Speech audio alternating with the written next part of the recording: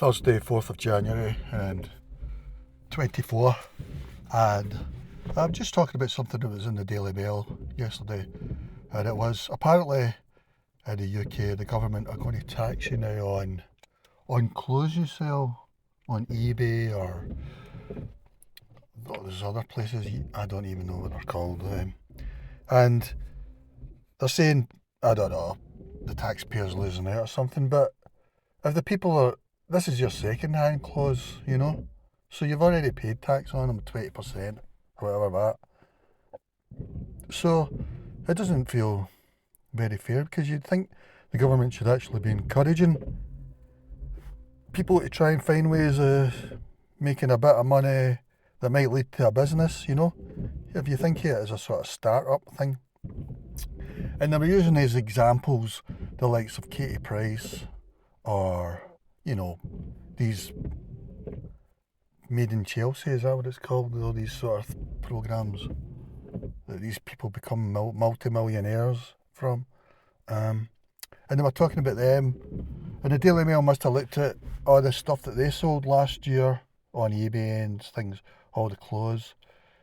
And Katie Price was like, she sold about £10,000 worth. I take it that's turnover, that's not profit. I mean, you're getting taxed on the profit. Apparently you're allowed to make £1,000 a year on these clothes before you need to start paying. But, so I don't know if Katie Price was actually making £10,000, but to them it's nothing, you know, 10k. They're making about 1 or 2 million a year, maybe more, in endorsements and stuff, and Instagram endorsements or whatever, you know. Whereas to the likes of us that are maybe been actually wearing the clothes, you know, they might have been given the clothes free anyway. And it wouldn't surprise me if they've got a tax advisor that gets them out of any. They maybe even offset it on their tax or something, you know. Come up. Meanwhile, just the poor people, you know, maybe selling baby clothes or something. I don't know. But you've got, is it £1,000 profit or £1,000 turnover? I can't remember now. But it just seems it seems ironic that the Tories are doing this, because it seems a sort of, not that I'm against progressive or whatever, but, you know, I don't even think the progressives would bring it in, I don't know, but it's just the kind of thing you'd think the Tories would be proud to abolish or something, you know, instead of bringing it in. I don't know.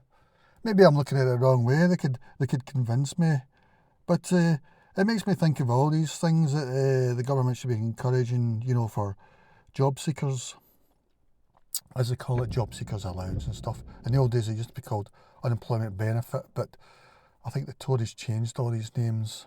No, like job seekers allowance and universal credit, although nobody understands what universal credit means, you know, because people think credit's a good thing.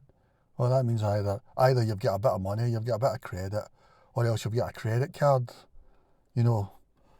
So that's a pretty stupid name, that. But I've noticed that they never changed the names of taxes, you know, because tax is quite an aggressive word, tax, and you hear it all the time. To me, tax is the social infrastructure. I need to pause till I think. Something like social infrastructure and social services contribution scheme. That would be my sort of name for tax. Not quite as thingy, but you know, because tax came about originally for wars. You know, the kings done them for wars. I mean, I think tax is if you're in a bowling club, you pay to be in it, you know. So why, if you're in a country, why can't you make a contribution? Why am I talking about this now anyway? But, yeah, just because they still keep all these aggressive words. So I think Labour and that should change the tax words to something like social contribution payment or something like that, rather than tax, income tax. Yeah. So anyway, back onto this thing that the Tories are bringing in. It's just one of these sort of stealth taxes, you know, but it makes me, because I see it as it could be a sort of start-up. I'm sure a lot of people have started up on eBay just selling second-hand stuff, then they've got used to it, and then they've started to become a trader, you know. Because, I mean, there is a difference. They're saying if you earn over £1,000, I think it's earn, so that's profit. So you would need to be selling quite a bit to make £1,000, I suppose. I would guess. But it depends whether they're thinking that you're making profit. I mean, how do you work the profit out? You know? But anyway, back onto that. Yeah, I think the government should be sort of encouraging these sort of things, you know. Because I know that Dominic Cummings that wanted to abolish the job seekers departments or whatever. I think actually it was David Cameron's Rasputin guy, his guru, who was a godson to his firstborn. He turned out a bit of a crazy guy. He moved to America. They all seem to have a Rasputin, these sort of, well, the Tories anyway. I mean, Boris had Dominic Cummings, you couldn't get more crazy than that. Yeah, but he wanted to abolish the job seekers, and I can see what he's meaning, but it depends what you replace it with. But I think job seekers department should be encouraging the unemployed for things like this, like start up your own YouTube channel, because if it takes off, you know, you could be in the big time really. Write a song. One day they should write a song or hand a song in, because if they have a massive hit, that could be them for life, really, you know. You know, these sort of things. Yeah, so that was just my thought on this clothes thing. You know, like I say, the Daily Mail was showing you like Katie Price sold about 10,000 worth last year. I presume it's sold, which isn't very much, really. I mean, she probably made about 2 million or something. So, yeah, I think that's a weird thing for the Tories to bring in. So, yeah, I don't think I can string this out any further. Yeah, on the subject of Dominic Cummings and court jesters, it turns out that Rishi Sunak was talking to him last summer to try and bring him back as an advisor. I mean, how crazy can you get? I mean, it really goes to show.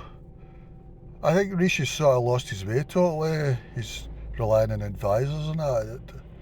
A lot of stuff he's done doesn't make sense. Like he scrapped that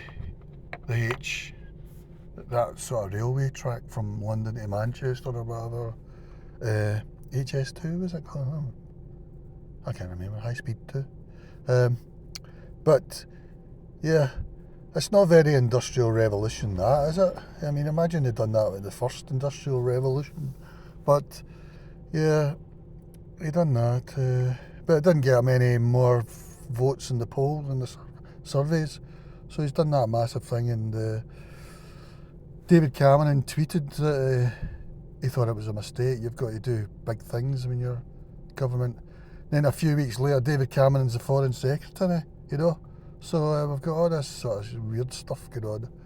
But if you're bringing Dominic Cummings back, then you've got the wrong answer. You're asking the wrong question or something. So, yeah, because these sort of guys are sort of court jesters, except they're sort of bad court jesters. You know, like bad cops or something. You're really in trouble. And even some of the WhatsApp messages get released or whatever, and Rishi was saying, thank goodness Dominic's gone, we never want to go through something like that again. I mean, I can't imagine how scared all these cabinet ministers were. You know, they were probably scared to go to their work because they didn't know what Cummings was going to do. He was literally like that guy in that comedy about the thick of it, I think it was called. You know, it must have been terrorising for them working with him. So if Rishi's bringing him back, even though he personally can't abide him, you know, it shows that the Tories must be in quite a bit of trouble. And I see that Reform done their big speech yesterday, which I thought was pretty good by Richard Tice. I think Richard Tice is better than Nigel Farage because when he stands in for him in GB News, I prefer Richard Tice. I think I prefer the subjects he picks and stuff. And on the big issue that we should be thinking of, well, he's better than the Tories, but still not good enough. But it's a good start. So Reformers standing in every constituency. So I think it's definitely probably the one to vote for. It's like voting for the Brexit Party, basically. I mean, all the other stuff that he talks about, low tax and all this, I'm not interested in. We just one issue. We've nowhere really to vote for it in our system. So Reform would probably need to do, or UKIP, who I think is probably the best on it, but they seem to have fizzled out. I mean, it's Neil Hamilton that things. I prefer their policy now than I do on this issue than I do when Nigel Farage was there. But yeah, and I can think of one other party you could vote for on the subject, which is probably the best protest vote, because that's where you've got to use it as a single issue referendum, which is basically what we've done for Brexit.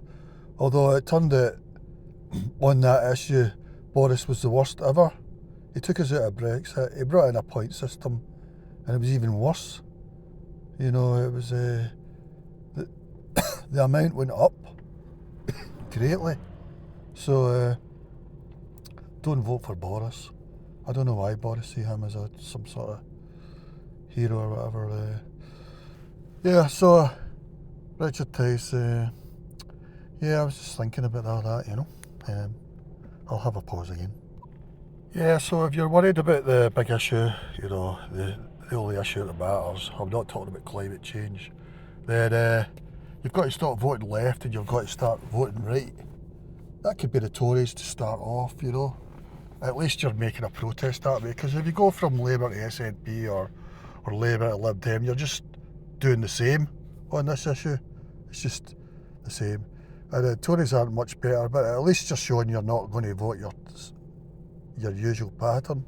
So, yeah, just vote on this one issue. Forget everything else. It's a single issue referendum. So if you're anxious on it, you know, Agnes and Jerry in Easterhouse and your block of flats, or Mary and Kenny and Barlannock, or, you know, you've got to stop voting SNP, Labour and that. You've got to start voting Tory or further right.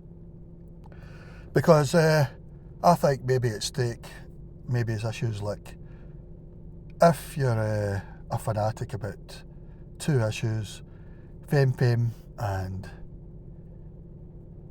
GTLB, I'm saying this in funny ways. Personally, I think you need to start voting right, or probably as far as you can, you know, because things are changing quickly in Britain, and the sort of majority values at the moment are not fixed, and you could get a bit of a surprise when the country changes as to new MPs that come up with new ideas for FemFem and TGBL and all that, you know. So I suggest voting Tory or further right. But if you like the things that other countries have for FemFem and GBTL, then just keep voting left, really, because those things they are traditions now in Britain. British people want those traditions, and at some point there might be MPs want them as well, and then maybe groups will work together so that because they'll be the majority and they could get those sort of things through from these countries, you know, for FemFem and GBL, etc. Because they will be British, and it'll be the British some British people speaking on their own behalf.